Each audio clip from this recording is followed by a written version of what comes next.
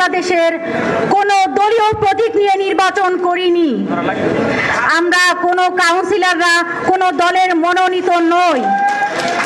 আমরা কাউন্সিলররা জনগণের দ্বারে দ্বারে গিয়ে ভোট ভিক্ষা করে আমাদের সেবা পৌঁছে দিয়ে তার বিনিময়ে, ভালোবাসার বিনিময়ে আমরা কাউন্সিলর হয়েছি। আজ আমাদেরকে অপসারণ করা হয়েছে, আমাদের সাথে বৈষম্য করা হয়েছে। আমরা চাই বর্তমান সরকার বৈষম্যহীনের কথা বলে। আমরা চাই আমাদের জনগণের যে ভালোবাসার বিনিময়ে আমাদের ভোট দিয়ে যে নির্বাচিত করেছে, সেই ভোট তাদেরকে ফিরিয়ে দিয়ে আমাদেরকে পুনর্বহাল করা হোক। আজকে যারা সমন্বয়ক রয়েছেন, যাদের আন্দোলন দেখেছি, যাদের অনুভূতি দেখেছি, যাদের ট্যালেন্ট দেখেছি, আমরা অনেক আশাবাদী। আজকে তারা এখানে উপস্থিত হয়েছেন, আমাদের ডাকে সাড়া দিয়েছেন। বিভিন্ন জেলা থেকে কাউন্সিলররা এখানে উপস্থিত হয়েছেন শুধুমাত্র একটা বুক ভরা আশা নিয়ে যে আমাদেরকে পুনর্বহাল করা হবে।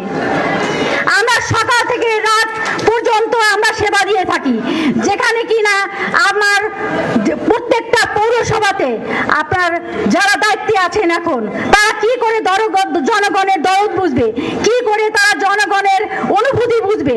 জনগণ কাউন্সিলরকে যতটা কাছে গিয়ে পায়, যতটা তাদের অনুভূতি খুলে বলতে পারে, যতটা তাদের পাশে গিয়ে তাদের দুঃখের সুখের কথা বলতে পারে, কখনোই একজন প্রশাসক, কখনোই একজন কর্মকর্তার পক্ষে সেই সেবা দেওয়া, সেই ভালোবাসা দেওয়া সম্ভব না। আমরা চাই আজকের যে সরকারের উন্নয়ন, এই উন্নয়নের সাথে আমরা অংশীদারিত্ব রাখতে।